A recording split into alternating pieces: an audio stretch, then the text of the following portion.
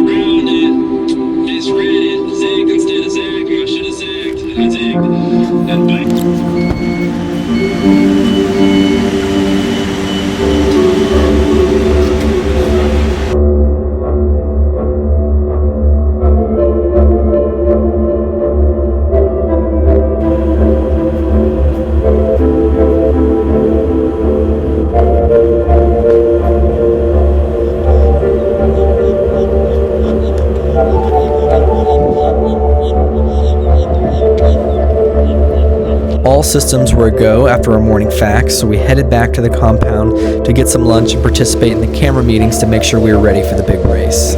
As we headed back to the track, we started to see a not-so-little plane in the distance that ended up being the first of one of our many delays throughout the day. The President of the United States was making an appearance at the Daytona 500, and there are very strict regulations about drone operations in any proximity to the President. We were greeted by the very nice Secret Service agents in charge of keeping the President safe, and were told there would be no operations until further notice. He, of course, made his way onto the track. Luckily, once the cars were on track and set to go green, we were given permission to fly, and we were officially live at the Daytona 500 for lap 1. Racing Fords in NASCAR since 1949, wave the green flag, and we're underway. Some small drops up here. Yeah, copy. Once the rain started, we were in a mad dash to get all the gear protected and in the van so that nothing got damaged. We got everything protected, no problem, but unfortunately this was the least of our issues. In NASCAR, they will not drive on the track unless it is completely dry. And with a track as big as the Daytona International Speedway, it takes about 2 hours to dry the entire track. Just over 3 hours after the cars had been taken off track originally for the rain, the weather looked clear and it was time to finish this thing. All the bad weather looks like it's passed and the cars are about to go green. We've been waiting a long time, so the tension has just been rising more and more, but now's the time to perform, and that's exactly what we're going to do. There they go.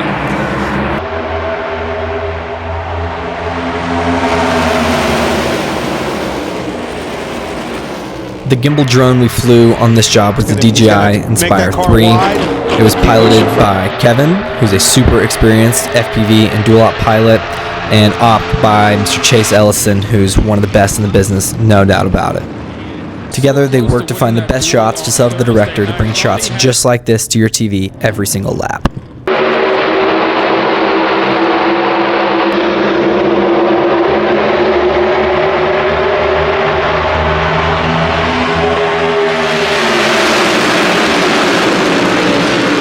No drone can fly forever, which is exactly why we have a tech on every single job. For the Inspire, that was me. I was responsible for changing the batteries, changing the lenses, making sure the drone was okay and perfectly set to fly at all times. With no tech, there's more stress on the pilot and camera operator, the drone's on the ground for longer, and subsequently, less good shots actually go to air. But with a good tech, the pilot can focus on flying, the cam op can focus on finding the next best shot, and the tech can make sure the drone is ready to go at all times. I take this job super duper seriously, trying to make sure that Kevin has everything he needs to perform at his best, and in return, I'd say the shots speak for themselves. Turn 2. I already saw Keselowski back there with 5th, 6th row. He wanted to led by the two Penske Fords of Cedric and Blaney. You see Chase Elliott right there. He finally ran out of cars to get passed by.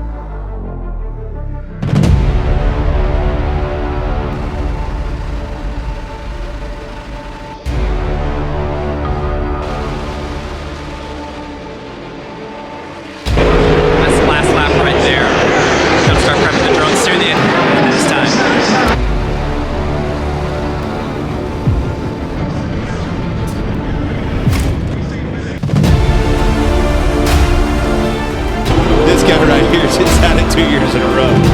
He was in the right place and the right time came, though, Kevin. You got to be in it to win it, and he was in the right part of the pack, had everything. And they were. didn't look like it was easy to drive, whether they're getting pushed or just driving by themselves off the turn 4. So, fun watch. Henderson Motorsports, third career win. Charlie Henderson, of course, thinking about him. Team owner, under the weather. Travis Scott bringing a smile to his face. And this team has been in and out of the Truck Series for several years. You see Food Country on the side of this truck has been a big supporter of this program for a long time. Parker's going to be excited. Yes, he is. Big machine split fours like with him. Parker.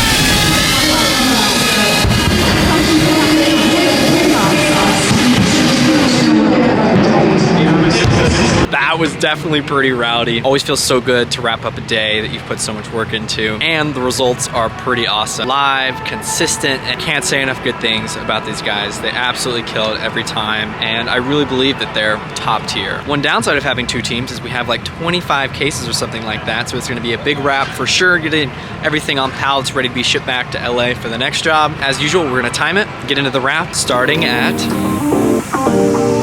9:52 p.m.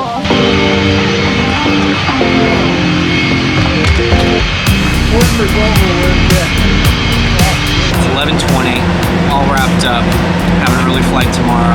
Thanks so much for watching, and I hope you enjoyed seeing what goes into making the drone shots go live to your TV around the world. We really enjoy doing it. We appreciate you watching, and hope to see you guys in the next one.